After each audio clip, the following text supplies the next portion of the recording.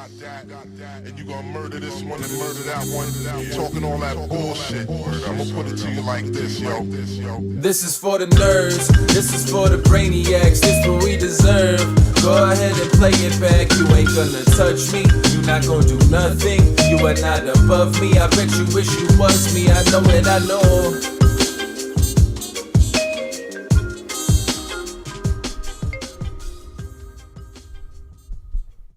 What's up, everybody? Welcome back to another episode of the Only Friends podcast.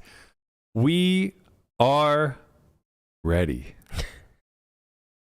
What are we ready for? We got a lot to talk about today.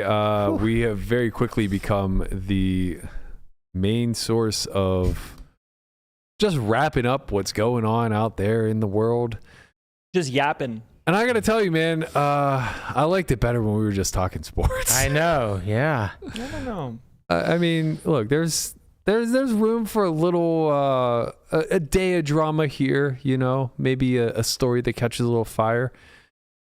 But here we are, breaking news. Weekend Warrior. This just in. You heard it here first, maybe second. Hustler Casinos put out a statement. Mm-hmm. They will no longer be working with Nik Airball. His VPIP is too low, and they've decided to move on to somebody who can actually put some money in the pot. No, jokes aside, look, I got to make light of this a little bit. It's all too much and never ending, it seems. But jokes aside, they have parted ways with Nik, at least publicly. We're not sure what's going on behind the scenes. As we know, Nik is a 50% owner of the company. Maybe he becomes a silent investor. I don't know. But their statement is effectively immediately, Nik Vertucci will no longer be involved with High Stakes Poker Productions. We look forward to continuing to deliver the best high stakes poker content to the community. What do you guys think about this statement? Seems fine. I don't know. You know, it's the least they could do, I guess. Yeah. But, you know, I'm glad they did something. Well, I think we'll talk about this as we get into the show with Veronica's 40-minute interview with PokerOrg. With how much is coming out. Yeah, he shouldn't be there. And now we know he's not. Right. In whatever capacity that is. Yeah. So that's good. Proper ass covering, if you will. Of course. Yes. You always got to watch your ass. You gotta check your 6 and 12, you know. That's what I'm saying. It's like, how bad can this be? No, I'm not criticizing. Mainly your 6. Mainly your 6. You get well, 12 were locked for sure in. if you're Vertucci. Don't drop the soap, son. No, so they obviously have to part ways. I mean, that was abundantly clear. I'm surprised it took so long, but I think it's one of those things where, you know, I hate to frame it this way, but like, let's call a spade a spade. Hey, let's be real. These business propositions, they would have been happy if this went away. Of course. Right? Yeah. If Julia's text didn't get the traction that they got, the 1 million fucking views, 1 million views. Got 1 million impressions. It got 1 million? Wow. I mean, last I checked, it was 800,000. I'm sure. That was 3 days ago. Okay, so well, I'm sure. It has to be. Yeah. My quote tweet of it alone got over 300K. Jeez. So I can only imagine like what the original looks like. Yeah. So like, say she makes this and it doesn't go as viral as it does, and no other women come forward, nobody says anything, and it kind of just fades away. It's just business as usual. Yeah. This is a very brief conversation between Nik and Ryan of, hey, clean it up. Is there any other skeletons I need to worry about? Yeah. We're lucky we dodged this one. Right. And you know, business operates as normal. And I'm sure that over the past 2 or 3 years, since they've been partners, that conversation's probably happened a time or two.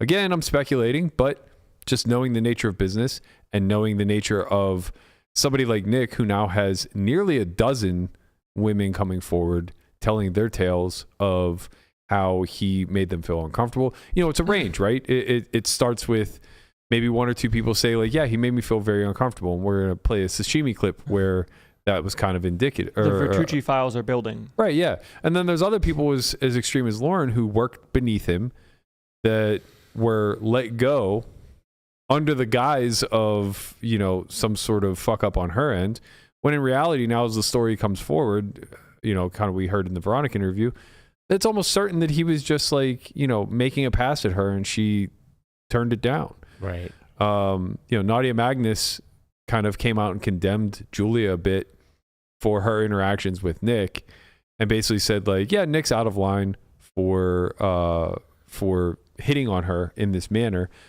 But Julia's also out of line for downplaying it and reacting with a heart emoji and saying like, LOL, no, it's fine. And it's just like, man, what a privileged take. Like, what a privileged take to just think that like every time somebody makes you uncomfortable, you just get to take a hard stand and be like, no, fuck you. Right. And make, something very large of it. Mm-hmm. Imagine interjecting. Especially like if you have a relationship with the person and you're like, hey, like this is off the table. Like, specifically oh, it's okay. when you have a relationship with the person, right? In some working capacity or otherwise, right? And that's what I mean. Now substitute Lauren for Julia in those text messages, right? Mm-hmm. She's a dealer there. Is that out of like where do you draw the line? Like if you're Nadia and you're eyeballing this and you're saying they're both to blame, where do you draw the line? Is it when it's an exclusive employee as opposed to a player? Is it when he actually pulls his dick out as opposed to a phone picture like he did with Kitty? You know what I mean? It's just pick your battles, I mean, as somebody who often grandstands and maybe goes to the well one too many times in taking the moral high ground, part of why I feel confident doing that is because I try to make sure that I'm on the right fucking side of history. Mm-hmm. There aren't a lot of instances that I think you can point back to where I'm puffing my chest and shouting from the rooftops what an awesome person someone is, and then they turn out to be Hitler Jr. Yeah, I mean, it's funny when you bring up interesting when you bring up the Lauren situation, because that text exchange was between Nik and her, and she works there. She can't just say like, I really don't appreciate this. Please don't do this again, because it might impact her job. Well, she can, and she may have. That's the thing. We don't even know that full story. Mm-hmm. But we do know that like Nik doesn't exactly take no for an answer all that well. We saw this in the sashimi interaction. There's a 90-second clip or so of him crossing a line, and albeit maybe to his vantage point, that boundary was a little blurry, or in the world that he lives in, socially, it's not that big of a deal to be a fifth grader and give a girl a wet willy, Yeah. But in the real world, where power dynamics matter, male-female dynamics matter, and stuff like that, the rest of us can watch this and understand why it's cringy and why it's out of line. Change advantage. Stop, please. Okay, you don't like that? No. Think it scared you? No, No. What the hell just happened? Found her weak spot. You should You understand. can't do this. Who does? That's like a bug is by your ear. No. That's all. If you're not It's looking. not. It's sexual harassment, you know? Oh, stop. No. Uh-oh. You're joking. No, I'm serious. By making a bug in your ear? Yes. Okay, no problem. That's the dumbest thing I ever heard. Yeah. What is it? Wow. I can't even believe that happened. They're arguing about him tickling her. What the hell Not even just tickle, I happened? smell like this, like there's Yeah, like yeah. a bug. Wow. Okay, No, well, I mean everyone. it won't happen again. I swear I did not know she was serious. I've never Narrator, heard Alright, that in my it Skater life. happened Diet again. Has made things right. Now he since $4.99. you can cut the clip. Says LF change advantage. I mean, she was very forceful and stood on business. Yeah, she stood her ground there, right? Yeah. And he did not take well to it. Like, imagine if there weren't 7 other people there. Imagine if there weren't cameras on and, tens of thousands of people watching at home. Like, he's clearly embarrassed and needs to save face there. Right. But even in his attempt to saving face was violating another girl. Like you could see her kind of recoil a little bit whenever he like goes to re-demonstrate it. Like, oh, well, sashimi's not okay with this. Well, I'm going to demonstrate that she's overreacting by putting this other woman in a position to have to be okay with it. Oh my God. You know what I mean? It's like maybe that other woman is a little more soft-spoken and doesn't want to double down and maybe she doesn't feel as confident in the spot or whatever the case may be. Keep the peace. And It's just insane. Like, clearly his brain is broken in some sort of way. And so much of this has been, kind of not just tolerated, but celebrated throughout the course of people rallying behind Vertucci in the last 2 years. It was, he's a little rough around the edges. He's a man's man. He's gruff and doesn't stand for anything. You know, the trigger warning on the fucking front end of his podcast, it's like everything about this guy is the antithesis of what a real man would qualify himself as. It's just so nuts to even like try to do that as like a first interaction on camera too. It's like if you're gonna do that stuff, like you would know that it's cool beforehand. Yeah, I mean, you assume that they had some sort of rapport. There was a clip earlier in his defense where Sashimi would kind of jokingly around, like poked him in the chest. Then I mean, yeah, of course that does like blur the boundary a bit, right? But it's like to me, it's always. Again, like I said this on the first show on Monday, and I'll reiterate it now. Equality does not mean same, right? Treating one another equally in a male-female dynamic does not mean tit for tat.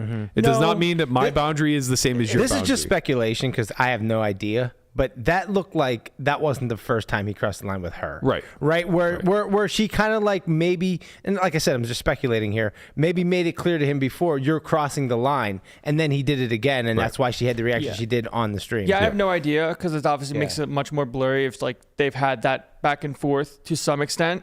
Because like it's not the same. Yeah, like maybe she did something and then he did something that crossed the line, and then it's very much like comedy. Here's the line. But here's the thing: it's very much like comedy as well, right? Like it's fine for people to punch up. It's not okay to punch down. So if you're in a power dynamic and somebody beneath you is making fun of you, you take that one on the chin, and you don't reciprocate. That is equality, right?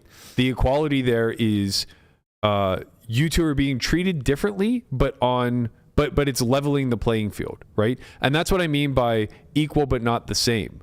So even if her poking him in the chest, in his mind, like lowered the guard for what the boundaries necessarily are, the clear thing is she was not crossing a boundary he wasn't comfortable with. Like he was not upset about getting poked in the chest. He took it instead as a signal that this is something I can now and I get that, man. Like speaking for men out there, it's difficult to navigate the flirtatious space and understanding like what's too much and what's too little, and also knowing that like part of what can be attractive is the willingness to put yourself out there, the willingness to kind of touch a hot stove without getting burned.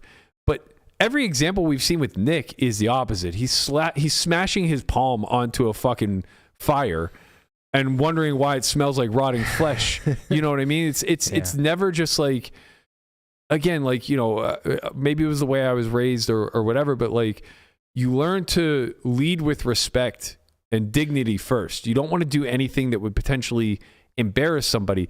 And like, the ear thing, that's the equivalent of like tickling a girl. Right. It's like you do that in middle school because you don't know how to touch yet. You know what I mean? You're kind of like learning the world. Right. And that was carried forward from childhood, like how adults and children interact. But like you don't do that. It's so fucking gross. It's almost like if you're going to do that, you need to be so sure you're not going to get that reaction. Even then. On camera? Right. Yeah, I mean, there's a lot of things that probably shouldn't have happened or going to happen with him and women, it seems. But it does seem like if Sashimi knew she could do what she did because of prior things, and when she gives the reaction of like no, like hard stop no, something has, like I think what Brian alluded to, something had to have happened in the past where something happened where that's not a normal reaction, right? Especially if you have like a back and forth with someone that involves some form of touchiness. Yeah, I mean, he's so disillusioned, right, on how to the judgment you need to have on how to interact with a person of the opposite sex, right? And like he's taking all playfulness as being equal, right? Like her being playful with him may give him the ability to like make some flirty remarks. Like that's the exchange. It's not that, oh, well, you poked me in the chest, therefore, like, I can, do the same, give you a wet willy or poke you in the chest or whatever. Because it's like, even if like that might be okay, like within her boundaries under a normal setting. On camera, there's no shot Right. that this stuff becomes so amplified, and he just seems to not have any capacity for thought Right. whenever it comes to this stuff. Yeah. He's just, a brute caveman Right. who just acts on instinct and is like, see boob, touch boob, like it's a weird inability to navigate the world.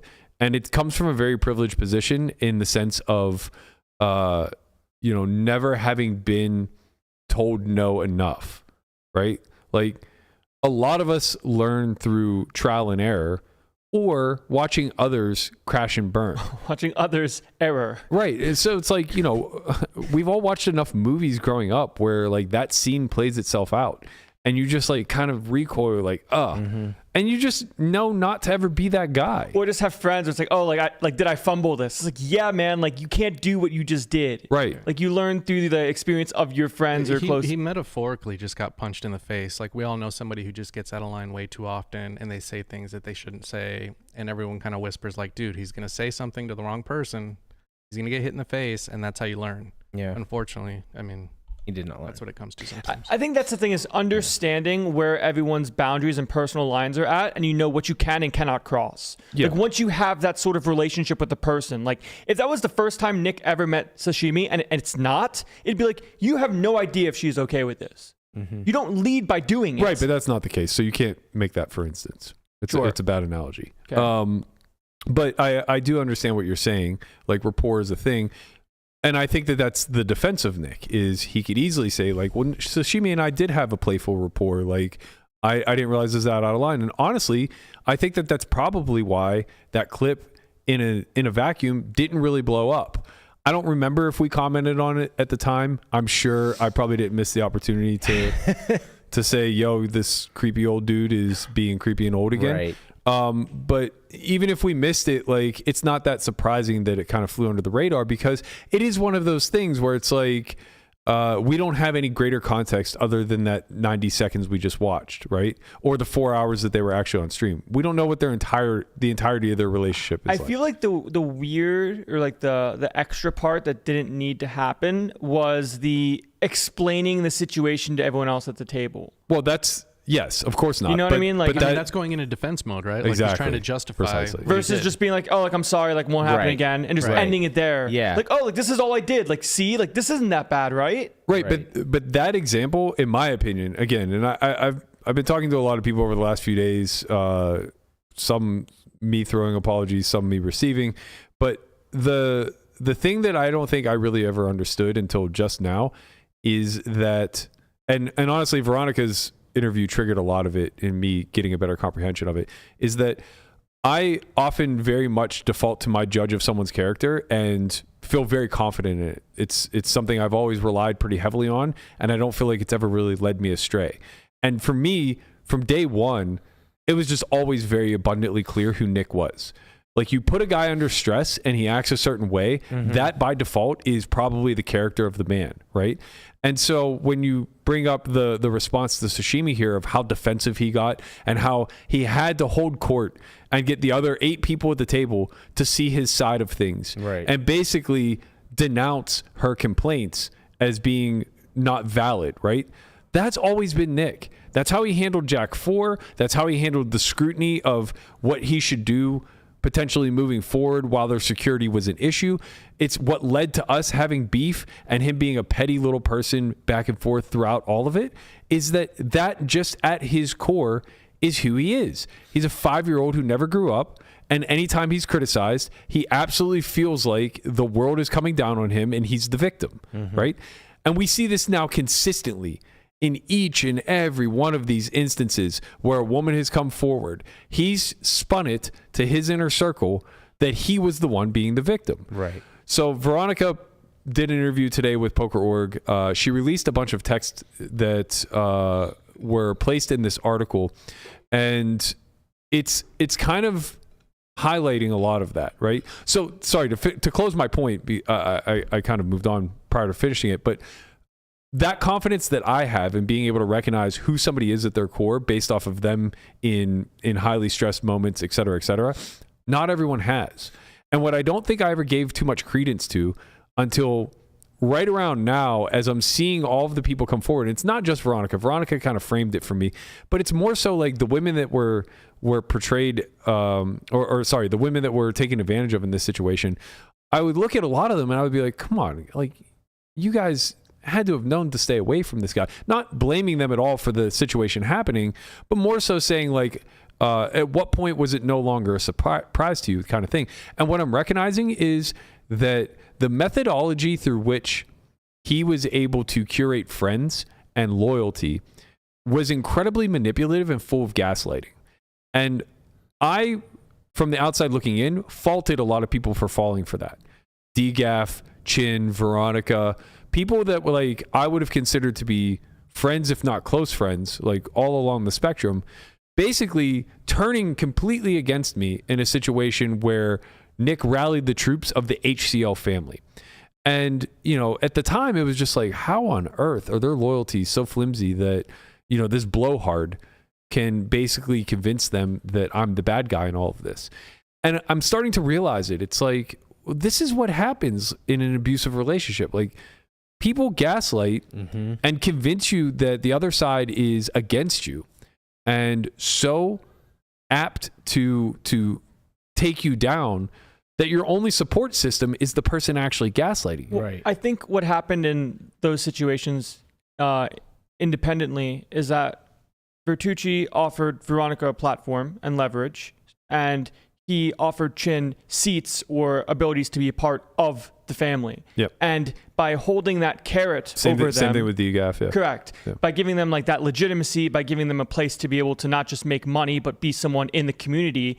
It's like, why would I go against the guy that's feeding me? I don't want to bite the hand that feeds me because then I'm going to lose all of this stuff. And by default, they turned against you because you didn't offer them the same value. I do agree with you as a general premise, but you have to follow the timeline too. DGAF was already a part of HCL, so it made a lot of sense when the angry mob came after him and started accusing him of potentially being a cheater.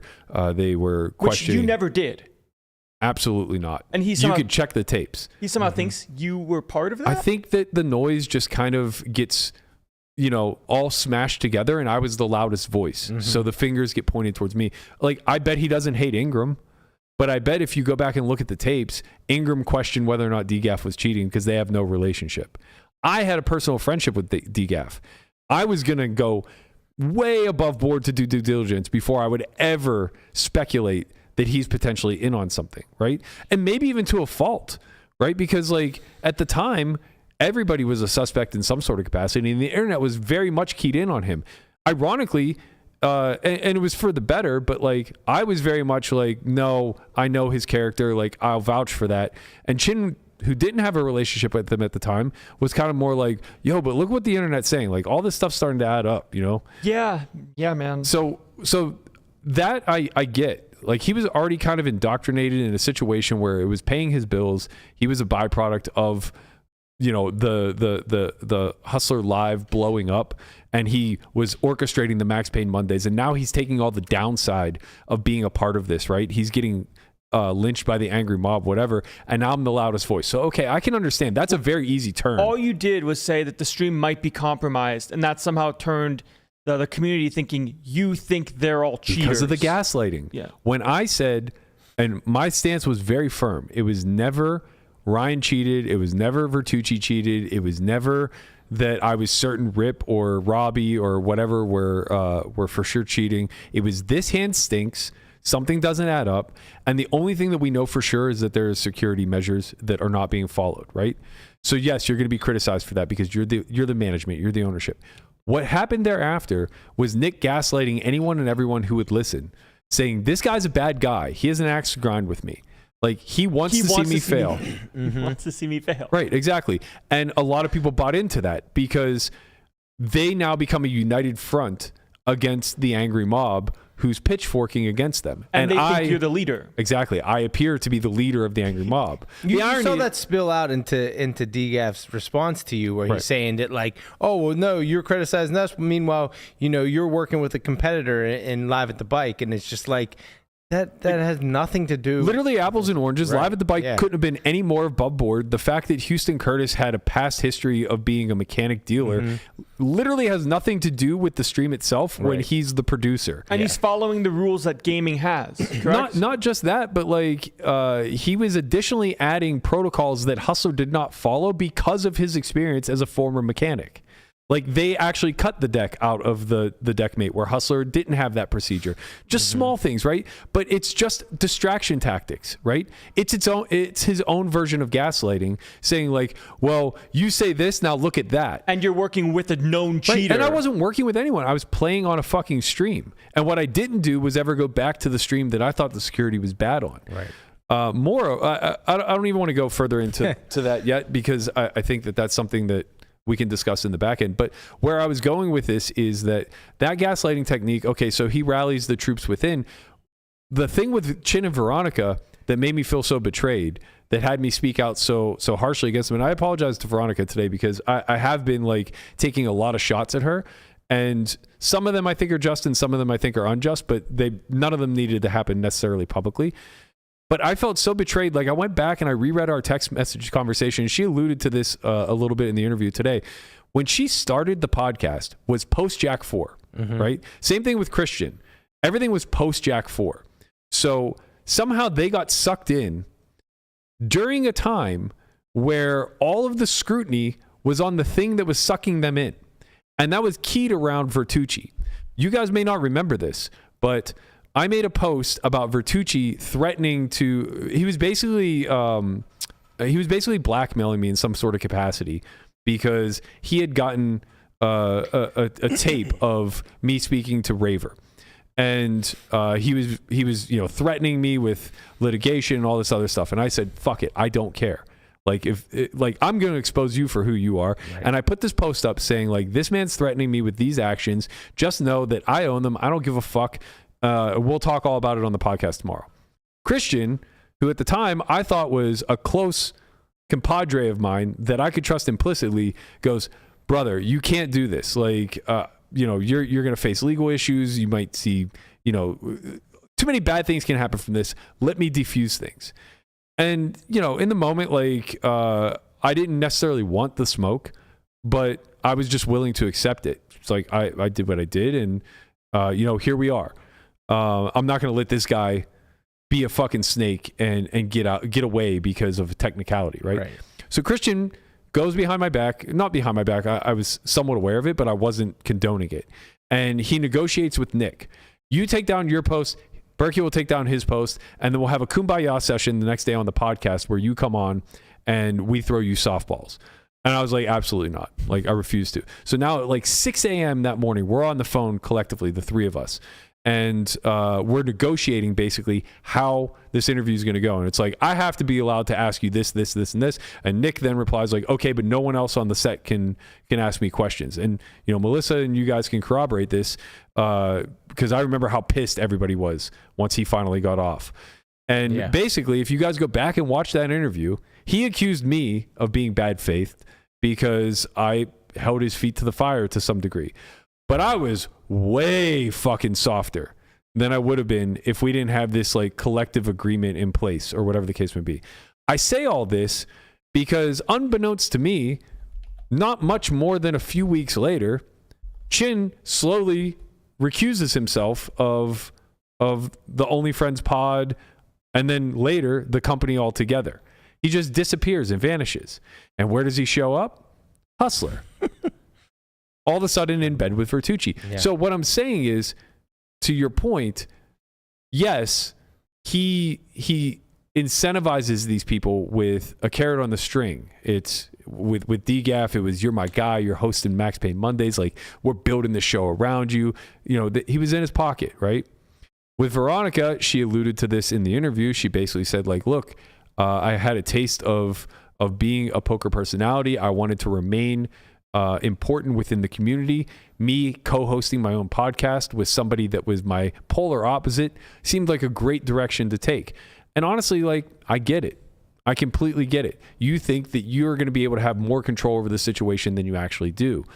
if you go back and watch those first few episodes, she would push back a lot. He would talk shit about me. She would say kind things, and then he would have to like soften his stance quite a bit. All of that took place for about 5 or 6 months, right? Now, all of a sudden, we're in early 2023, and Airball is challenging me to heads up.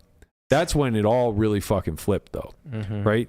Going back and rereading those texts, that's where the betrayal felt like it happened, because now, in this time frame, Veronica had left the podcast. She said Nik's too much, and she again alluded to this in the interview. He was a creep.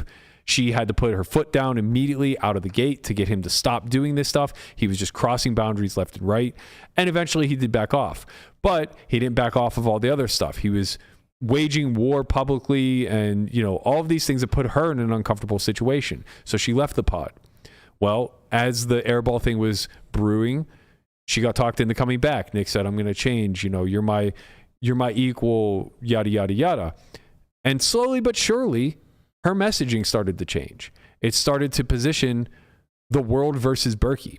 It started to prop up the Airballs of the world. It started to take a lot of shots at me being a coward for not wanting to play this match.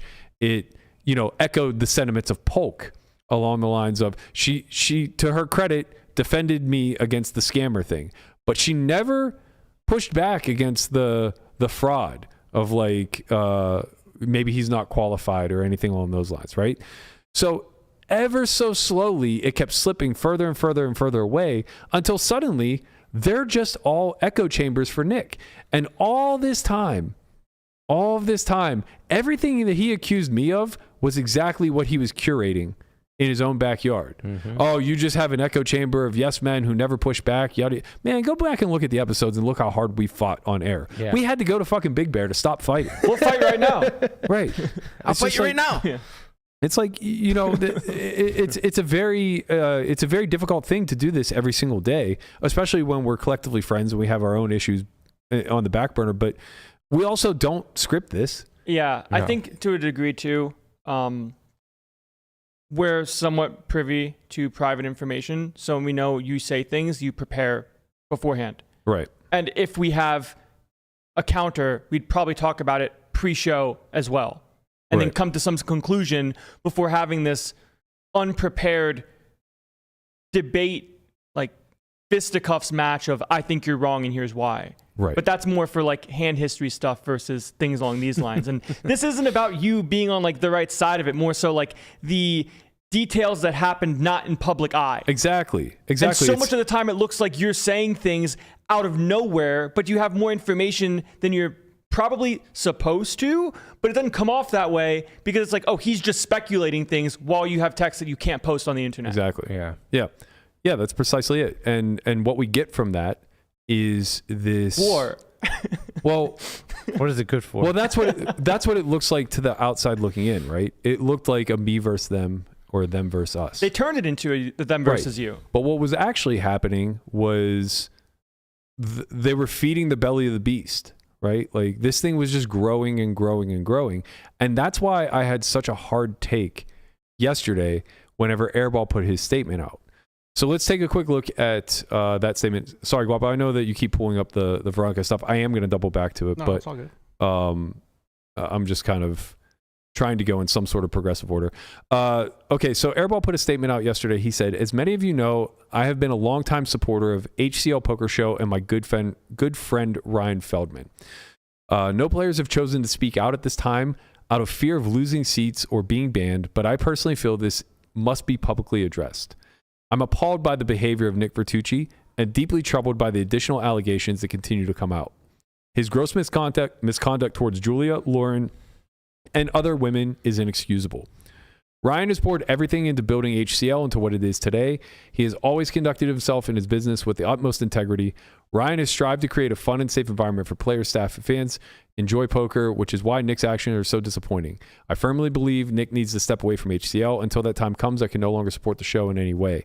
I've advised my friends on staff to speak truthfully to HR and do the right thing. Anyone who loses their job due to speaking out can come at me and I will sort them out a new job. I trust Ryan and HCL will do the right thing and stand in support of the victims, not the perpetrator. Before I rant, what did you guys immediately think when you saw this? Why didn't you say this when it was You had something to lose. That's fair. That wasn't even my initial thought, but Well, I think that's fair. It's like if you've known this for so long, but the reason you're not saying anything is because you're scared of losing your seat. It's not that crazy to try to look like the hero now that everyone's coming out. It's like you're part of the bandwagon, you know? Yeah, but you're implying that he was privy to knowing this is who Nik was. He's known the guy for years. Yeah. I'm sure he's heard something. I'm sure Feldman's heard something. This isn't, it's like Veronica saying like, oh, like he lied to me about all this. You knew stuff. You had to have known stuff. Yeah. What I would say, I agree with you, by the way. I wholeheartedly agree with you. I'm cooking, man. No, I wholeheartily agree with you. But what I would say is sometimes you get too close to the problem to recognize it's a problem. And I'm not giving, look, I understand I'm giving them a lifeline here, but it's because I don't want to lose sight of the forest for the trees here. When it's all said and done, Nik is the bad guy. And I want the focus to remain on that. Right. I don't want that message to get diluted. I'm not saying they're all bad people, and I'm not saying that they should all come out and say something and be public about it. But if you know something's a little bit sketchy, you probably want to remove yourself from the situation.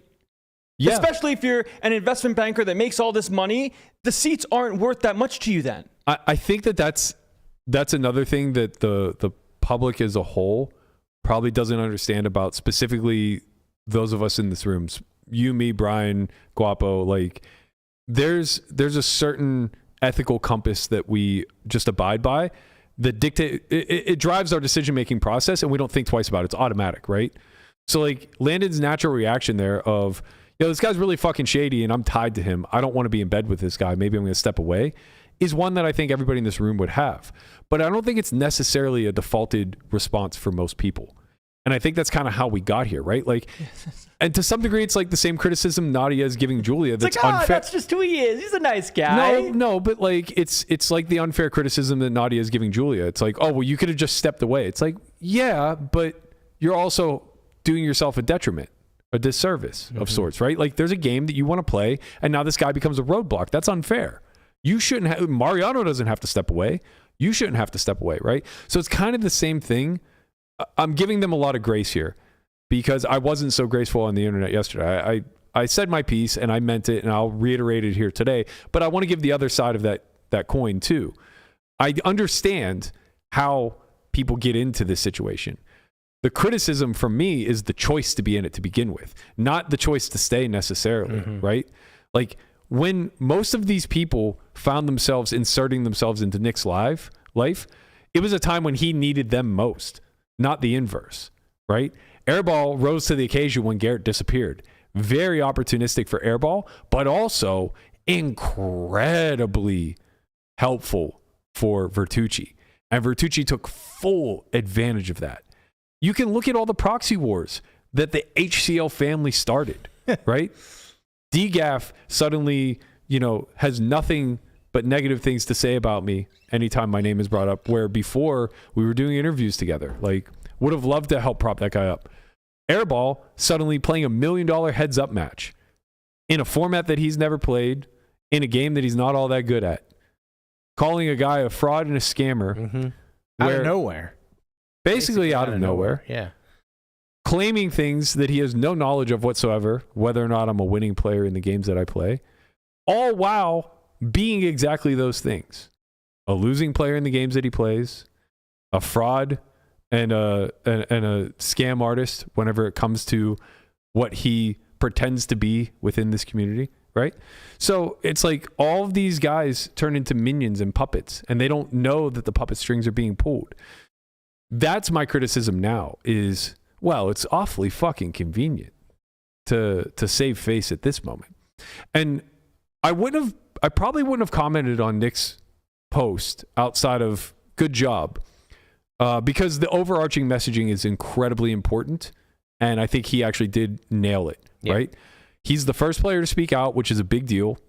And he wrapped it up with, anybody who has already spoken to HR that's on staff, go tell your story again if you weren't fully truthful the last time. Like, he's empowering people to go and support the victims, Lauren, etc., right? All of that is fantastic. The problem is this giant fucking paragraph in the middle, glazing Feldman. Yeah. It's so self-serving, right? What does the context of what Ryan has done to build HCL, like, why is Ryan suddenly becoming the victim of all of this? That's what this reads as to me, is that Ryan is ultimately the victim, and that's who we need to rally behind now. We need to save HCL. We need to save this partnership and cut off the head of the snake and get Vertucci Poor out. Ryan. I can't believe that this is happening to him. Exactly. Yeah. And it's like, brother, he chose who he was going to get in bed with. He knew when he took Vertucci dollars who Vertucci was. Ryan's not new to Nik. Right. They have a relationship dating all the way back to Live at the Bike. 6, 7, 8 years maybe? This cannot be a surprise to specifically Feldman. Mm-hmm. I'd be shocked if it was a surprise to anybody in Nik's purview, right? But specifically Feldman, at the end of the day, he's going to have questions to answer. You don't just get to disavow your partner here and then just move on like nothing ever happened. You know, this is a big deal. And that was, Garrett kind of replied too. He said, nice job, Ryan. Yeah. Or well written, Ryan. Nice, something like yeah. that. And I kind of echoed it. And honestly, it was impulsive by me, because I should have first given him credit for the heavy lifting that You tend to be a little impulsive on Twitter. You know what it is that You see something, you just have to respond. It's not even that I get impulsive. It's that I get zoned in on the thing that I consider to be so bad. Right. And it's like the bad often in my mind outweighs the good. And in this instance, maybe it does, maybe it doesn't. It won't, because there are some of us speaking up about it, right? But much like the security issue, if this message had gone untouched, everybody in the community just, great job, Airball. Yeah, We're so Nik, fucking proud of you. Yeah, you really, yeah. What does it do for Ryan then? What does it do when he releases his statement? I mean, what do you mean? It lessens the criticism. Oh, yeah, for sure. Right? Yeah. Because he's already sent out his proxy in Airball to say, I'm completely done with HCL if Vertucci has anything to do with it. Yeah. Right? And then now you get to test the reaction. The whole community is like, oh yeah, this is great. This is a huge win. Let's all champion Airball. He's the best speaking out, right? Now Ryan takes this in and goes, okay, time to now get rid of Vertucci. Give the people what they want. Sure enough, statement today from HCL. Vertucci's out. We will no longer be doing. Gotta hold them to more. It's gotta be more. We need to be privy. How out is he? Is he a silent partner, or is he out? Right. If he's out, how are you going to make this right on the people that we're taking advantage of? Right. Like, there are certain answers. Yeah, it's not just like, oh, okay, we're just going to sweep Vertucci under the rug, and then it's business as usual. Precisely. Right. Yeah, that's not acceptable. Right. What comes to mind, and I hate to even draw this analogy because it was gross and also a team that's near and dear to my heart, but the fallout for Paterno after the Jerry Sandusky shit, right? Now, Sandusky was obviously a bit more extreme, but Paterno, for all intent and purposes, was a fucking saint. Just like a complete saint. Yeah. They tore his statue down. They took his name off the library. There's no remnants that this guy ever existed. He was the coach there for like 70 years. Right. So when we're talking about Feldman's role in all of this, I don't want the people to forget that he's complicit. And we shouldn't forget that. It should absolutely be a foot to the fire type of situation. Yeah, there's no chance you can feign ignorance on this one, man. Just can't be like, oh, I didn't know this was going on, and once I found out, now he's gone, and that's it. Yeah, I mean, you can't just be like, oh my God, I had no idea what his T levels were. This is all fucking news to me. It's like, well, here we are. Your crisis management is going to be called into question again, right? And you need to do a better job this time than you guys did the first time around with Jack 4.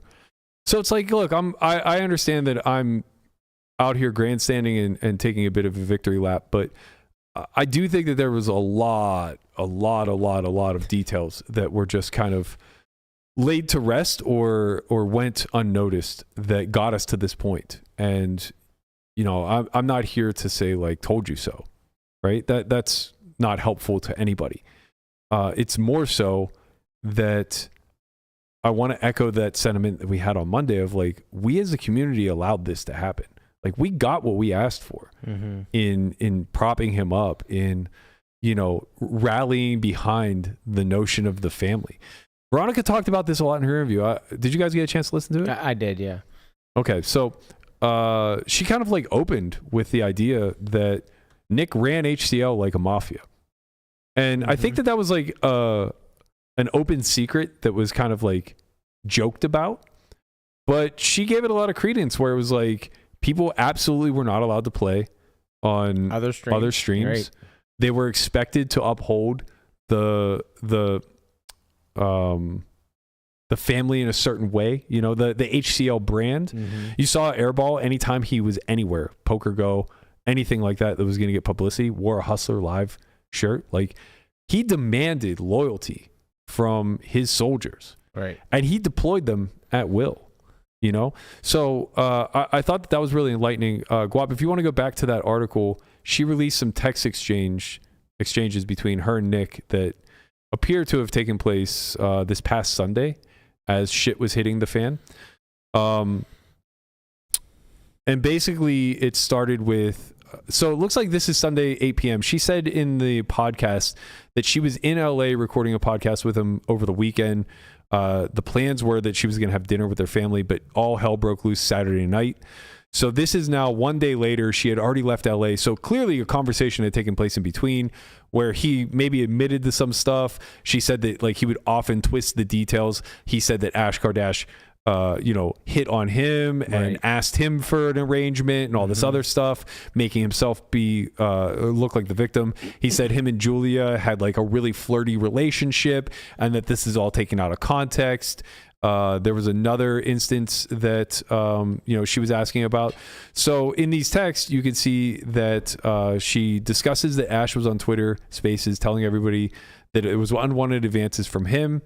Then there was the mention of Ellie, who's an open trans, that we didn't even really talk about this, but I guess she shared some DMs between her and Nik, where Nik was asking, how her boobs look the way that they do. Is she still intact?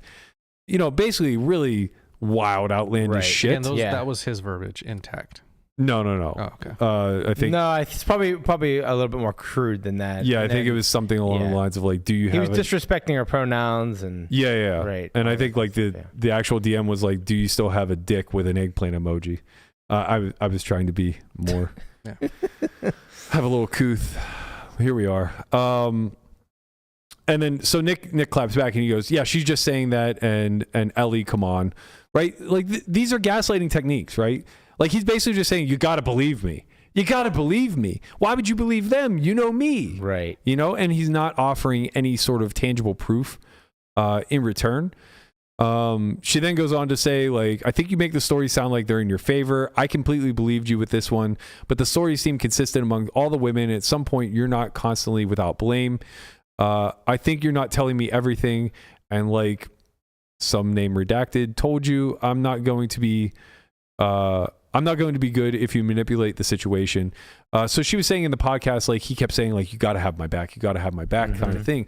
And I think that was something he grew accustomed to, right? Because if you look at the long list of people that are like, or were associated with Nik and were in his corner, it had to be a request. A lot of those people, I don't think you would ever have expected them to just come out of the woodwork and be like, you know what? Go Nik Vertucci. Like, just out of the blue, right? Yeah. It seemed to be a very clear understanding of an exchange of sorts. Like, for your loyalty, I'll give you seats.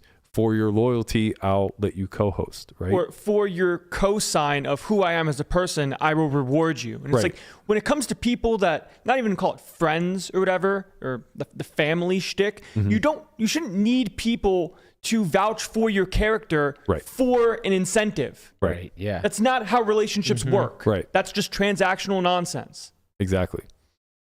And it's clear to anybody who's now on the outside looking in that was a transactional relationship, right? Yeah, I'm a good guy, right? Like, let's do a podcast together. Right. And all you have to do is look at the fallout, because that list is equally as long, right? The bridges, it was just a matter of how long the bridge existed before it was burned.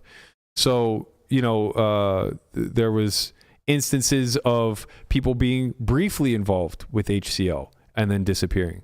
Then there were the longer involved ones, but DGAF left. Veronica left once, came back. Now she's obviously leaving again. There were tons of players that will never play there again that, at one point in time frequented their establishment. It's obviously a relationship business. That's the nature of being a game runner. That's the nature of putting on a show. But most people that are good and above board understand that actual relationships aren't exclusively transactional, right? It's not a you do this, I'll do that. I don't think you're a good guy because I get to come on the podcast. Right, precisely. It's like, again, Nothing like a good platform, man. Right. Again, it's like, who you're getting in bed with, or at least you should. Mm-hmm. And if you don't, that's kind of on you for not vetting the source. Yeah. It's like, I would hope everybody in this room has the utmost confidence in one another that in no way would we be concerned about something like this happening amongst each other, right?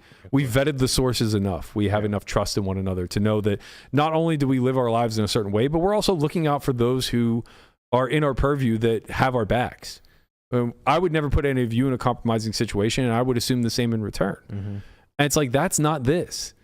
These guys all seem to be, man, I can't tell if this is a meme account or not, but they did super chat us, so I almost feel like I'm going to read it. Oh, boy. I didn't read ahead far enough. It's Nick Vertucci, $20. Shout out. Appreciate you, homie. It's a troll. Thanks, big dog. I would like to publicly apologize for my behavior. Maybe not. I'm currently looking for a new doctor that will help keep my testosterone levels lower moving forward. Until then, please continue texting me those sweater puppies. Okay. I'm going to say this a troll. I think it's legit. I don't know. I'm on the fence, to be quite honest. Right. Oh, man. I don't see it. I don't see it. That's a niche meme, man. That's a very niche meme.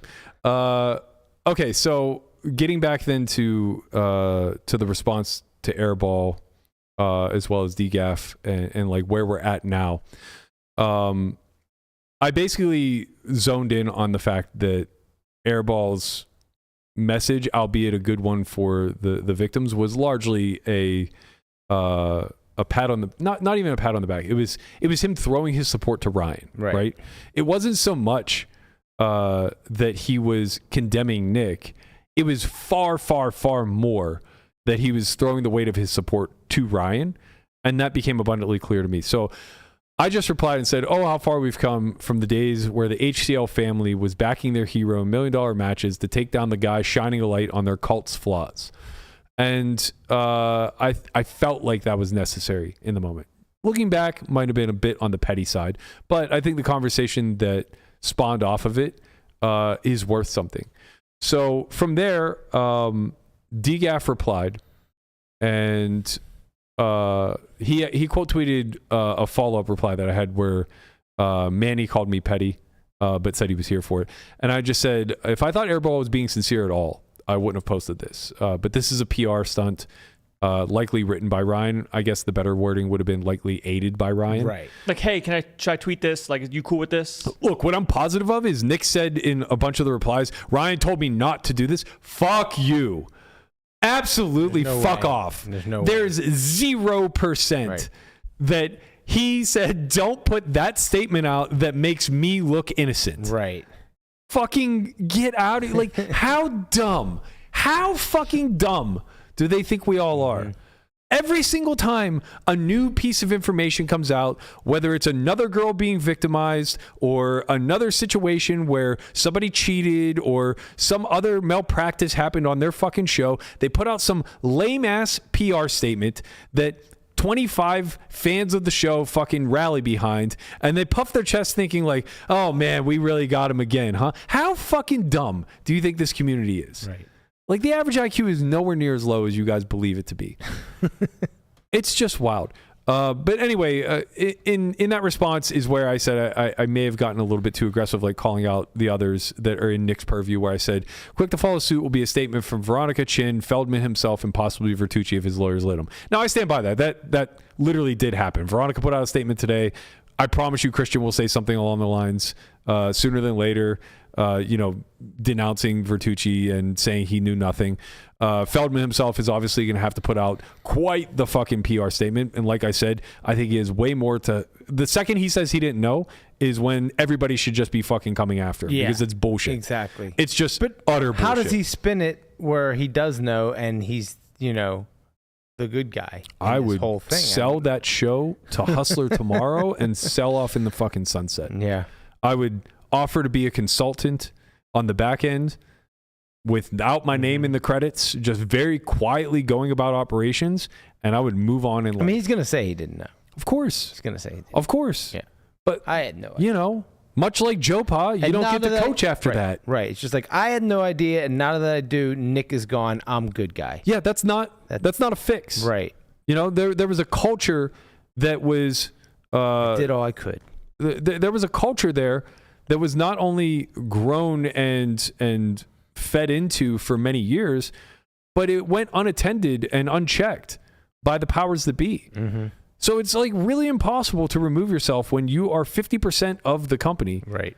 And also, one of your employees was let go. That could not have been a unilateral decision by Nik. Of course not. No, definitely Like, that's 100% putting out a fire. Mm-hmm. Whatever. I'm not going to speculate too much further, but like, for sure, like, they were in the know. So anyway, DGAF replied to me with a very long statement. He said, I'm going to read this because I think it's important. We kind of brought it up in the early part of the show, and I think it's worth diving into now. He said, you bemoaning the HCL security issues, in quotes, as if they didn't exist, to a large audience while being closely associated with and regularly playing on a competing stream run by an admitted cheater was transparent as fuck, especially given your beef with one of the owners of HCL. All right, pause. I never saw this tweet, but this is exactly what we just talked about. Yeah. I can't see this tweet. He blocked me. I've never talked to this guy in my life. That's wild. Is what it is, man. Okay, so first pause. What the fuck do you think I got out of playing on Live at the Bike? Some dusty ass lineups that weren't all that good? Right. Like, you think at any point in time I've ever given a fuck about their offense, viewership? I don't even know if you ever won on that stream. I don't think I did. Won a lot on Hustler though. Yeah. But like, you think that as a player I ever give a flying fuck what the ratings of a show are? No. You think when I get invited to like No Gamble, No Future, I'm like, oh boy, this one's going to be really watched. I don't get a fucking kickback, man. I don't care. Oh, this one's going to be a banger. I'm about to get rich. Right. You think that like I was going on Live at the Bike at the time as a fuck you to HCL? Ooh, I'm about to make a name for You're myself. just trying to play games. Yeah. You're just trying to get some action. They had 200, 400, and Eric Person played once in a while. Like, yeah, I'm in. Yeah. You went broke. Oh, I didn't go broke. Broke enough. I mean, you got wrecked that year. I got wrecked, yeah. That's what I'm saying. You went on the bike and got wrecked. I did get wrecked. But the views, though. They were not there. And I truly don't care. And as far as like calling Houston an admitted cheater, it's like, brother, he was the producer. Like, what are we talking about? Like, he had no capacity to the game itself. He was a quote unquote self-admitted cheater while doing extra things to prevent the cheating. Correct. Yes. What does it matter about the past stuff? This is all gaslighting. It's all just distraction tactics to take away from the fact that they did not shut their stream down. They did not adjust their security for months after Jack 4. And even then, Ryan held the keys to the castle where he's the only producer in the entire fucking industry that saw hole cards up until, I guess, a few weeks ago when Manit, who close friend of the show, we're huge fans of them at RF Labs. Shout out to Weinman, who's also a big part of that company. Love their company. Would encourage people to invest in their company. They sold Hustler a table, so I think they're now using their software, which by my understanding, because guess what? I was in contact with them when all this was going on. There's no option for the producer to see hole cards any longer. Mm-hmm. So finally, 2.5 years later, they're above board. Congrats. Let's all fucking stroke them off now.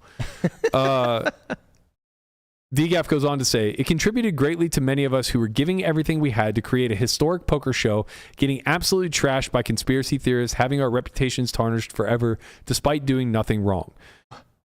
What? I mean, that's Can we a just lot, go bro. through this paragraph by paragraph? Yeah, yeah.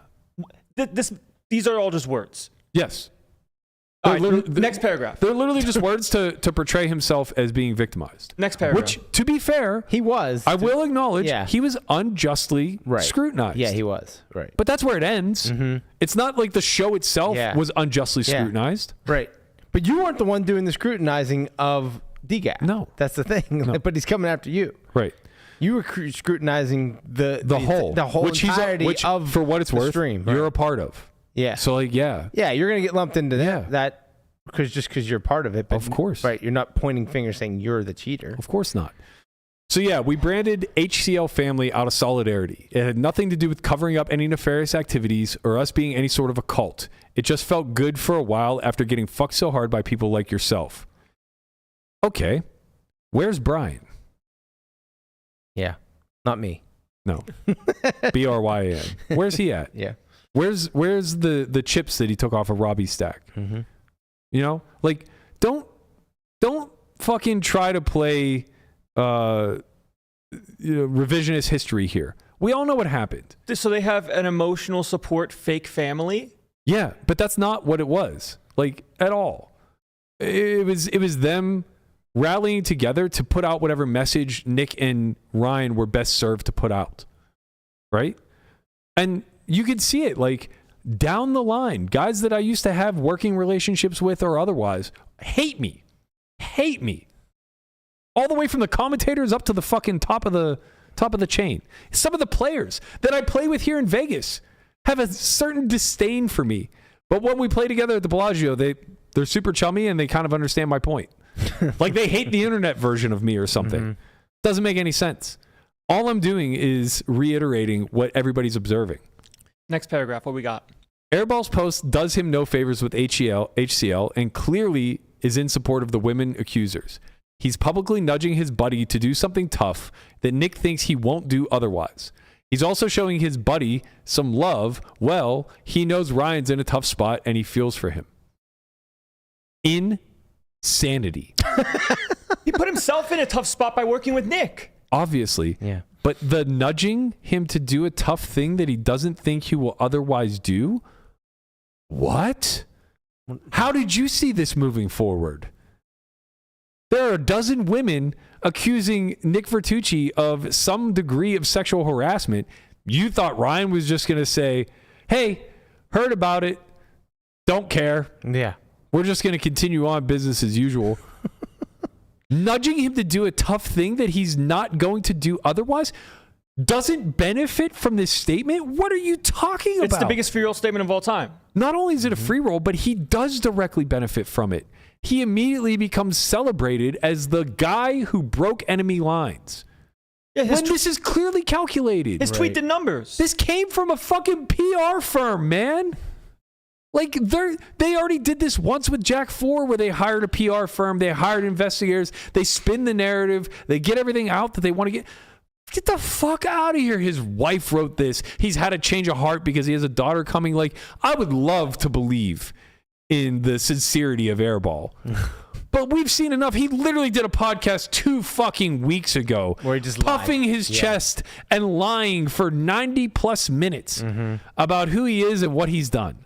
Like, shut the fuck up. Next paragraph, what we got?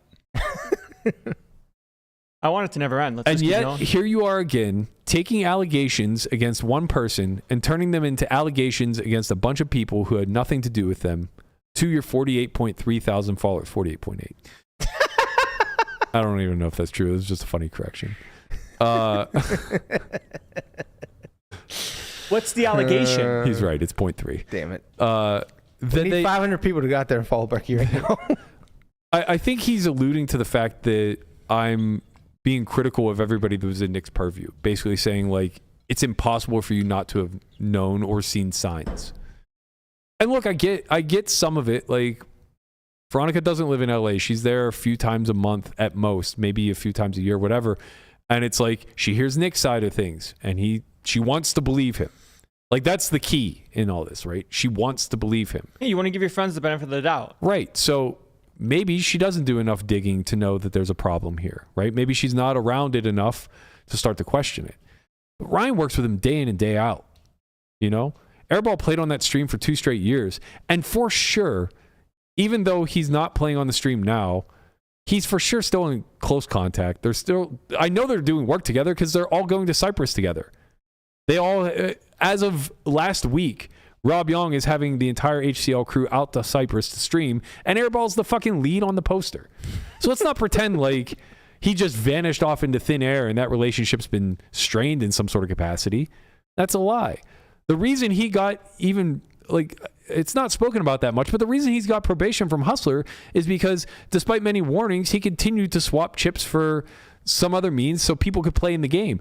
And I can promise you there was some level of expectation that he would do that from the higher ups because they can't. But they're game runners and they need the fucking game to go. Mm-hmm. You know, we talk about this all the time. There are certain people within the game that's their job. That's the value they offer. Is if a recreational comes and has stable coins and needs chips, you will facilitate that. So I can assure you that all of this is hot fucking air. From the top to the bottom. What else we got?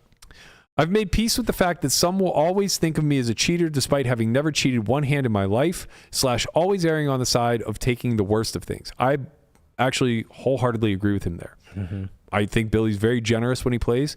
I've spoken about this many times. I modeled my game after him when I first started playing. For better or for worse. I knew what it was like to give action. I knew what it was like to put on the straddle when no one else would. I knew what it was like to make slightly losing plays in order to create a good gambling environment. And I do believe in my heart of hearts that he is still that way wholeheartedly top to bottom. I'm guessing Airball has made peace with whatever people think about him too. I promise you he hasn't. Just look at the way he's trying to spin his public perception now. But for the love of David Tuckman, a fucking saint, and others who simply went to do their jobs and did the best, please keep your agendas a little more focused moving forward. I mean, I don't have a lot to say about that. Like, I was kind of ranting a bit off air, but like, I'm sorry if my boss just got accused by a half dozen people to have sexually assaulted them. I just would not do commentary that day. Right. You're getting $50 an hour. You're already associated with many bigger brands, WSOP. Like, you can sit this one out. Tuckman should have himself to think about here, you know, but instead the loyalty shines through.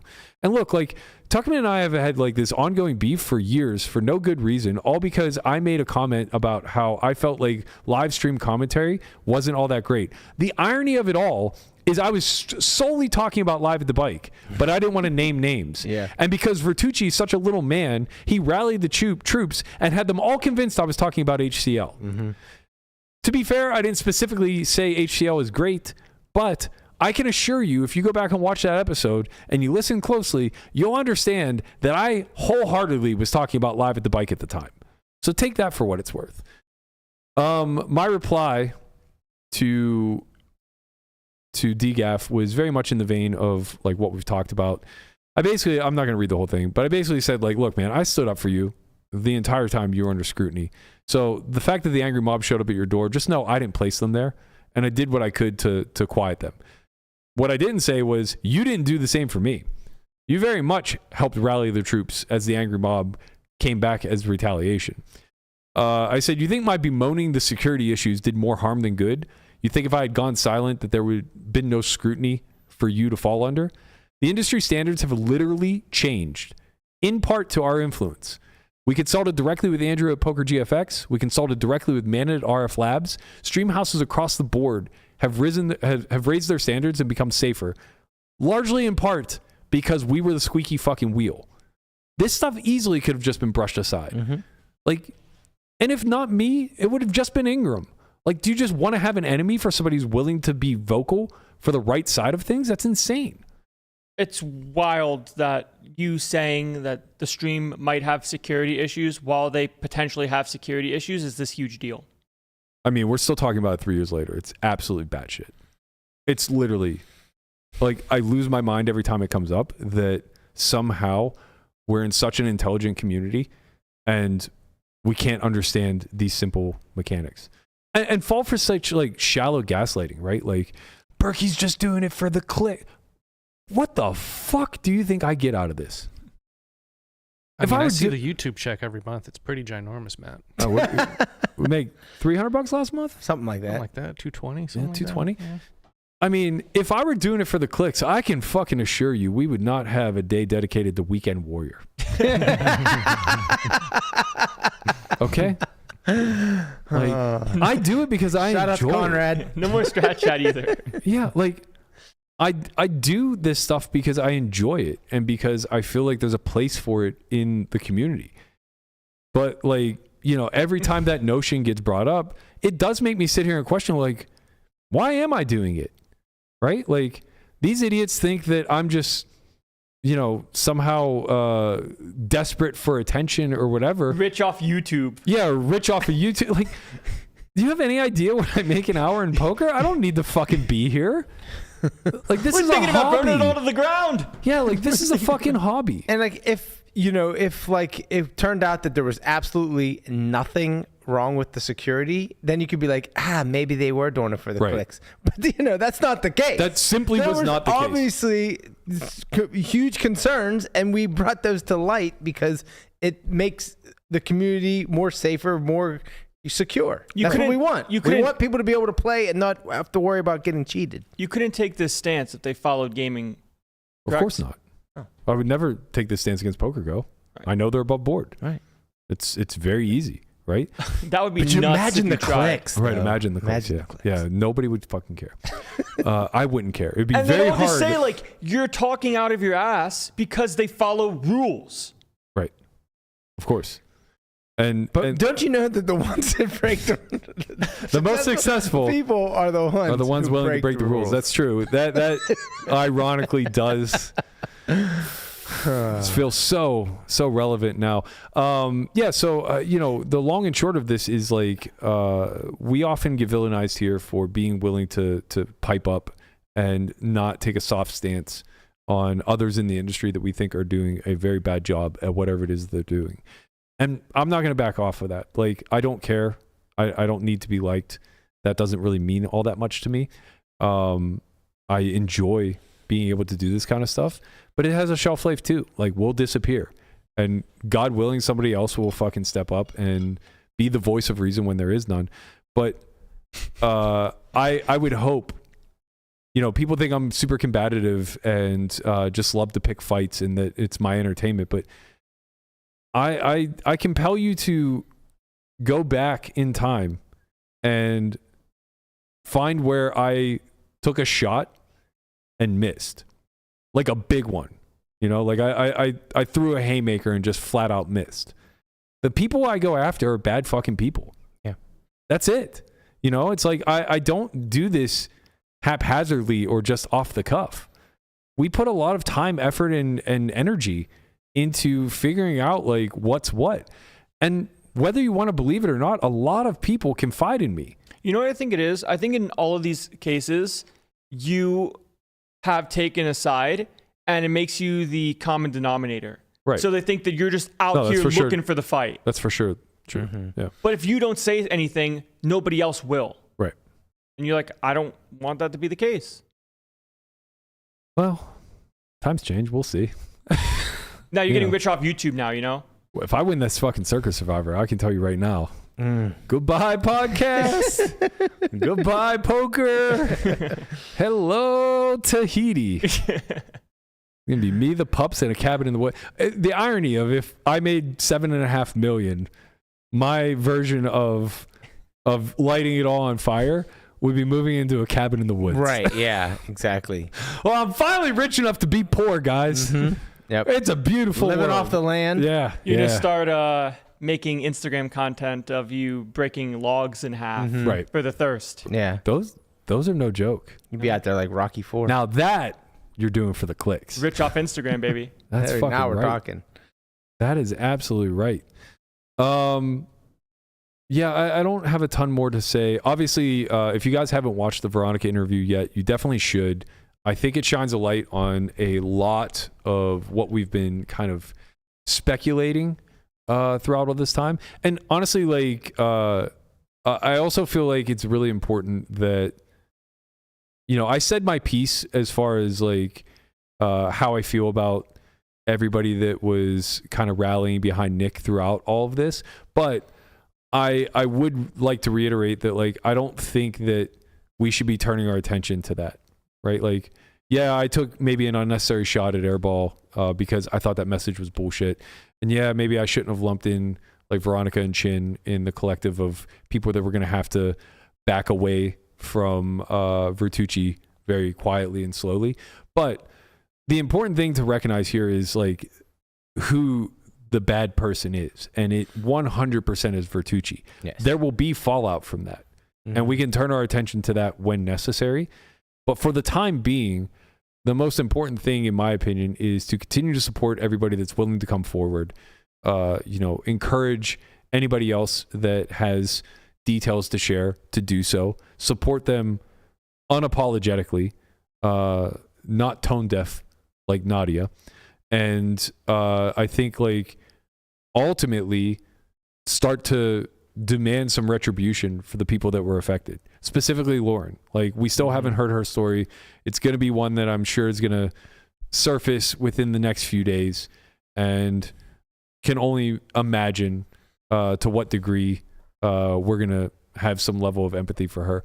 But it seems important to me that, she's a working, she's working again, able to do her job without any sense of harassment or discomfort or lack of security, right? So those are the wins, in my opinion.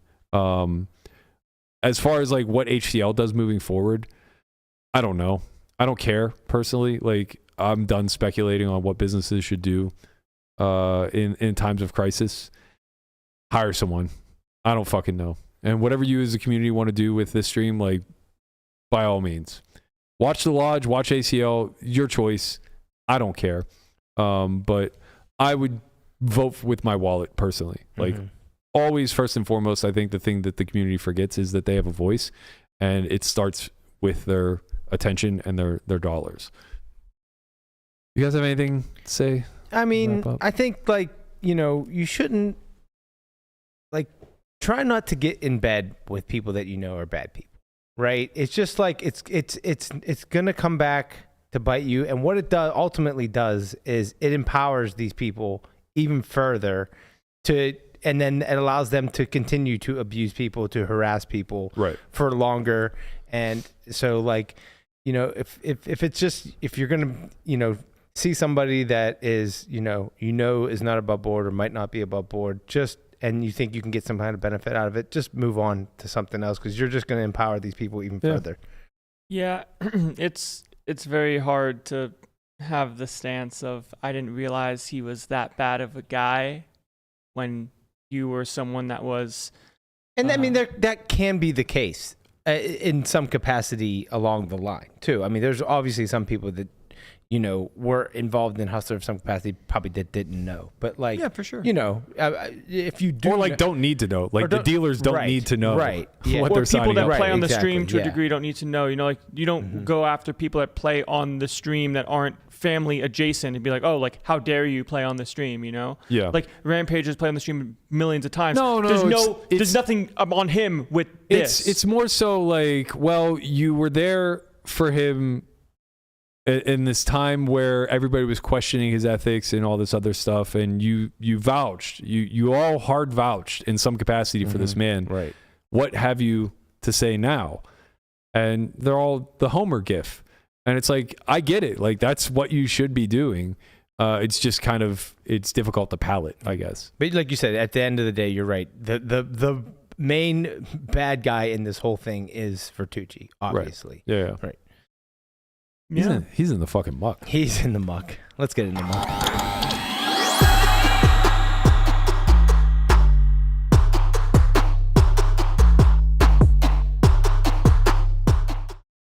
All right. This is delayed in the muck. I was in the muck a week and a half ago when I was in Dubai, and we've been meaning to get to this hand, but things happen. There's been shit going on, stuff to talk about. So we're back to a little bit of poker strategy. also, before we get into this, for everybody who's watching, since I'm sure there are some new listeners, if you haven't already, head to solveforwhy.io. Check out the monthly subscription. We got a ton of courses. Andrew Brokus, Matt Hunt, tournaments, cash, game theory, whatever you like, it's there. Poker Out Loud, season 11 just finished. I'm starting on second thought as we speak. You're going to love it. And if you have any interest in the Academy, it's coming up in November. Academy.solveforwhy.io. You can check out all the details there. All right. This hand was played. We were playing 300, 500. I put in as 200, 500. It doesn't matter. 300, 500 heads up. And we are quite deep, just shy of 400 big blinds here. Damn. I pick up the ace king off on the button and open it to 1500, I believe. Met with a call, and we are going to see a flop of ace of spades, 7 of diamonds, 3 of clubs. He's going to check. I'm pretty confident we get to play mostly big bet here, but I think I kind of like... maybe hedged a bit. I think I might have went 40% if I remember correctly. Half? Yeah, about half. Oh, there's an ante. Okay. So it was like 40%. There's 500 ante in there. So yeah, I bet 40%. He calls. Turn is the 9 of spades. He checks. We go very big. So this is now going to be almost 2x pot, or it is 2x pot. He calls, and the river's the 10 of spades, and he checks. Now, this is where I'm in the muck, because it had been a very long time since I'd studied heads up, and all that was sticking in the back of my mind was that you get to go a lot thinner for value than you realize. So in ring, this is a very, very clear check back. The hands that get there through this betting scheme just tend to be pretty strong. It's really hard to get value from like a worse one pair, naked ace. Yeah. There won't really be any 7x that heroes you very often, et cetera, et cetera. And I wasn't sure, but I did know that if I were going to bet, I had to size down. And I really just should have checked. Like, not having a spade seems really bad here, but maybe not. Maybe the king of spades isn't even that relevant. I'm not really sure. I'm in the muck, obviously. Yeah. As you can see. So I got 3/4 pot. Which I think at least is the right sizing, but maybe the wrong hand to do so. And he hit me with the 3x check raise. Ooh. A little bit more, 3.5x. And I was very sad because I was already losing, and I knew I was about to lose this pot because since I was unsure whether or not to value bet, obviously I'm not going to call a raise. In spite of the fact that he probably has plenty of bluffs. 7-8 with a spade. Seems like a good one. Yeah, I think it would mostly come from the 7x region. A lot of it because his sets in 2 pair. Yeah, and his unpaired hands are mostly going to play check, raise, or fold on the turn, I think. Like if he has 5-4 of spades, I don't know. Maybe he calls, I guess. Seems tough versus 2x pot to fold. It seems tough versus 2x pot to raise. I don't know. We can look at the strategy, I guess. I'm a little uncertain, but basically I just felt like his bluffs were pretty narrow and pretty zoned in on 7x, 3x. I ultimately let this one go. That has to call a huge bet on the turn. Right. Well, it would have to be of spades almost, I think. Oh, wait, no. Spades came in. Yeah. Yeah, you're right. Yeah. Yeah. Yeah, it becomes tricky.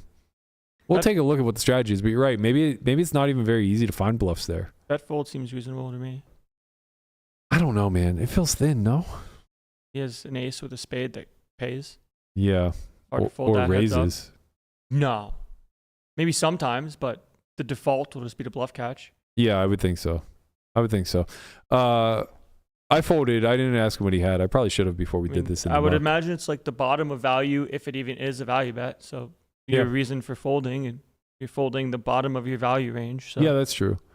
Okay, so you can see that he plays pure check. I gave a one sizing strategy here of which landed on B40. I think if I give a 2-size strat here, it will. Let me just give it a 2-size strat because I think it's gonna diverge and use small and large, but I'm not positive. Let's see, 2 sizes. There we go. Okay, so still no leads. Oh, okay. So it's just 40 and 68, and it still converges on 40. So yeah, we did pick the right size in game. That's good. Not in the muck yet. We can see that he's going to mostly play call. He does do a little bit of raising, only 7.5% though, so not really a texture that he goes very hard after. Turn 9 of spades. Turn. Come on, baby. What is good? Don't fail me now. Womp womp. This is awkward. I've never seen Wizard do this. Refresh. Refresh. Never great when you're demonstrating the product and the product fails you. Okay, there we go. All right, so he calls turn 9 of spades. No leads again, I'm pretty confident. We'll never know. We are in the muck. Okay, so yeah, no leads by him. It looks like it's capping our betting at 100% pot. Does that surprise you at all? You guys are pretty deep, right? Yeah. I mean, a little bit. Yeah. I remember when I was studying ruse that we went with overbets in these spots, or at least it felt like we went with overbets in these spots trying to get the money in. Like if we had threes, pocket threes, for example, sevens, something like that. We're really trying to funnel money in. Well, if you 2E it, you can't value bet as thin with your ace-x region. Right. 2E is really big. 2E might be like 3x pot, maybe even more. I could test Really? it. SPR at this point is pretty deep. I think we're at like 10. Maybe. Yeah, so 340% pot. Like you have some hands that want to, like sevens and threes sometimes, but you can mostly just value bet thinner and go pot. Yeah. Your range now is 2 pair plus when you go for the 3. Yeah, and you can see even at the 2E sides, we do have ace king in that range. Particularly, I guess it's splitting it all pretty evenly with the offsuit variety. I didn't know if it would favor a spade or not. Okay, so let me just adjust this then to 200%, which is what we chose. And then I suppose I would just eliminate the 100% size. It's too close to 67. I would probably play a 2-sizing strat here, but I wouldn't play 100, 200. I would just play 67 and 200. Okay. And I think my 67 would come from like a lot of the medium strength. You forgot stuff. to give 200. No, I didn't. It just defaulted back to 67. Oh. All right, let's single size it then.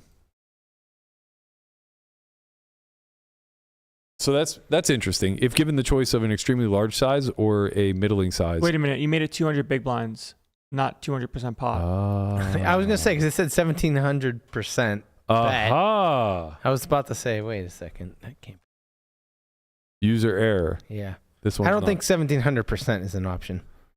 No, just I'll tell you what. I probably would have won the pot. That would have got me out of the muck real fast. Most likely probably would have won. Yeah. Hey, you want to know how to get out of the muck? Shove. Just get it in. Just get it in. You'll win sometimes. Yep. Okay, here we go. So now it's splitting between large and medium. Again, you can see ace king off, heavily choosing the big size. So we're not really doing too poorly here with the 200%. I didn't really check the EV loss, but I imagine it's very negligible. So he plays like no raise here. So my instincts of like what he would do with 5-4 of spades, he actually doesn't have it for some reason. It's a heavy 3-bet pre. Oh yeah, that's right. And he must check raise whatever little bit of he has it on the flop. Sometimes. Okay, so let's see what would be in that region. 8-6. Does he have any of that? 8-5 of spades. That's a good one. 8-5 of spades, pure raise. There you go. Looks like 10-8 as well, right? 10-8. Yeah, 10-8 of spades mostly raises. It's starting to get high enough in having some semblance of showdown, I guess, that maybe it gets to play a little more call. Or perhaps like it does well enough against impositions bluffs that it gets to play a little bit of call. Well, you also have an overcard to the 9 where some of your bluffs on the turn might have a 9 in them. That's what I'm saying. It does well enough against sorry, I said bluffs, but I meant lower equity hands. Same with Jack. Bluff, yeah. Your 2x pot are just high equity bluffs that block the 2 pairs. Same thing with Jack 10 suited to Landon's point. Like it just has 2 overs to a lot of my bluffs. So it just plays pure call. So those are good examples of hands that could potentially be bluffing the river, if not spades. Or if it's not a spade, I should say. But on a spade river, we'll see. I don't know that he's going to have much in the way of bluffs available, which is maybe why I can't bet. Because if he doesn't have many bluffs, he probably doesn't have many bluff catches either. So no leads for him on the flush complete. Okay, so sizing is pretty good. 67%, 100%, both viable options. Clearly way too Check thin. back with the ace king. Yeah, it looks like the thinnest we can value bet here is ace 3 for top and bottom. And even that's checking back. Right. So that checks back mostly. Do we have any 10-9? We don't. No. But yeah, no one pair hand bets here unless it's bluffing. So obviously I'm getting a bit too thin here with the ace king. That's clear. You can see this kind of in the graph too. The hard divide here is at the ace. So you can see that the point of indifference begins basically at ace 3 and above. Okay, so we do go for it, 6-7% pot. Let's see where his raising range is coming from. 7. Yeah, let me sort for no spades. His bluffs are just going to have. Right. He's just repping a flush when he raises against you. Right. So yeah, this is what the non-spade looks like. It's just 8-7. His literal only bluff is 8-7. So we were right. It's coming from the 7x region. That has to call turn versus 2x pot. Yeah.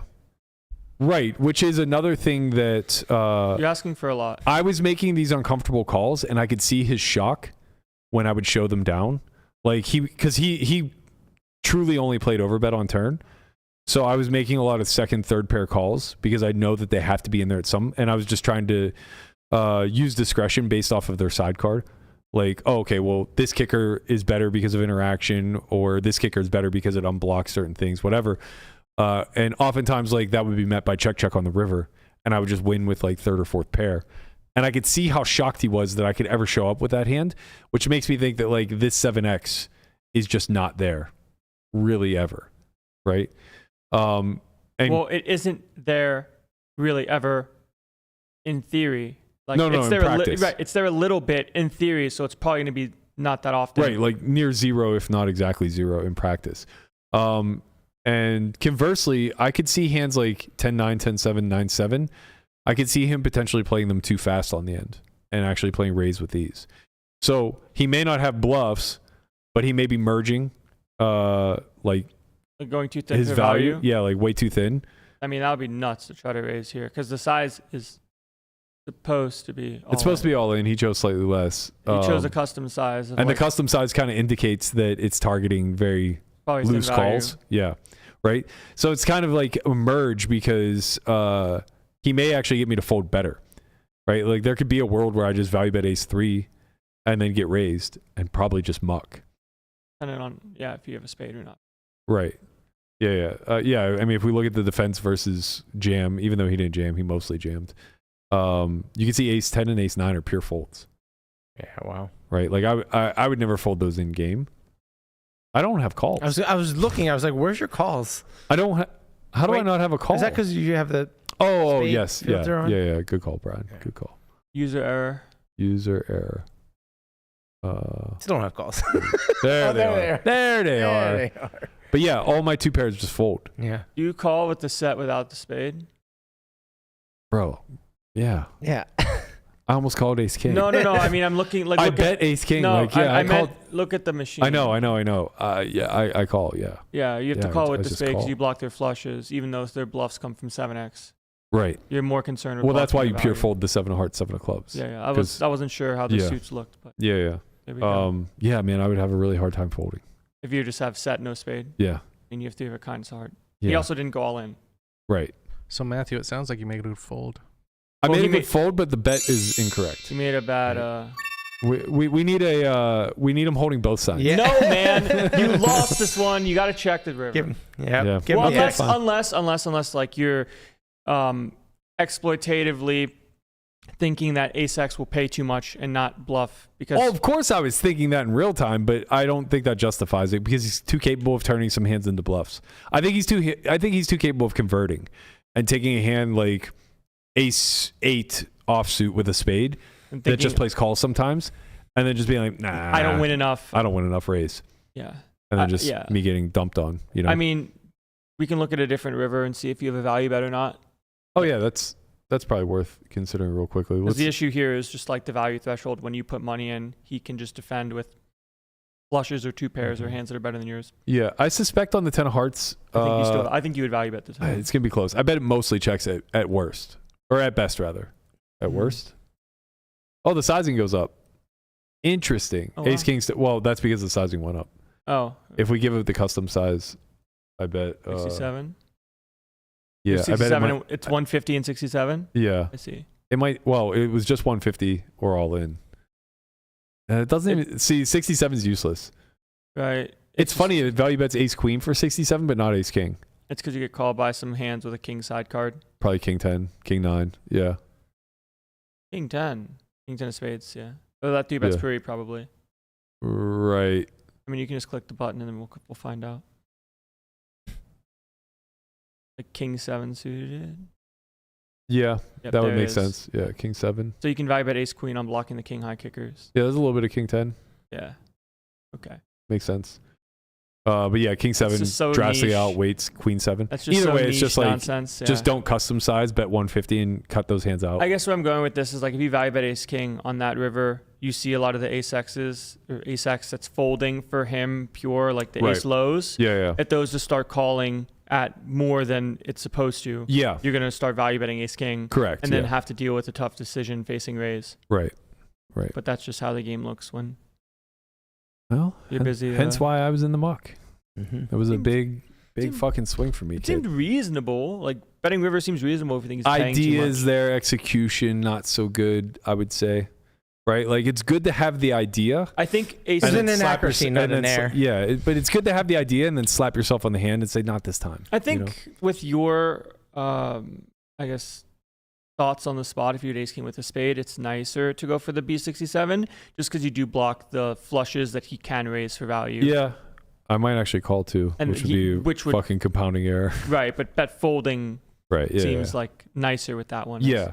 Less likely. If you guys have an In the Muck submission for us, please try to make it a heads up hand, but head over to our Discord. You can find it at onlyfriends_pod on Twitter or hashtag Discord in the chat. Just follow that link. We have an entire community set up to help you guys get better at poker. We have a forum dedicated to In the Muck, so be sure to make your submissions there. Thank you guys so much for tuning in today. I hope you guys enjoyed today's show. Let us know in the comments what feedback you have in this whole Vertucci and all those involved at HCL with this whole scandal. Let us know what you think about how they're handling things, how they should handle things moving forward, how things have been handled up until this point. We'll be back tomorrow. We got Matt Hunt in the building for another Strat Chat episode. We'll also be dropping a second clue to our NAPT Gold Pass giveaway. Follow our social at onlyfriends_pod in order to receive that clue and know that it goes hand in hand with the previous clue. We will give you a little hint on Friday whenever we get to Weekend Warrior. And we're going to be joined by Mark Goon on Friday. I know he was supposed to call in today, but we had too much of a show to try to cram him in at the end. So I'm going to give him a lot more time on the mic on Friday. I'm excited to hear about his journey at 2-5 trying to make $100 an hour. That's going to do it for us. We'll see you guys all tomorrow. Peace. Peace.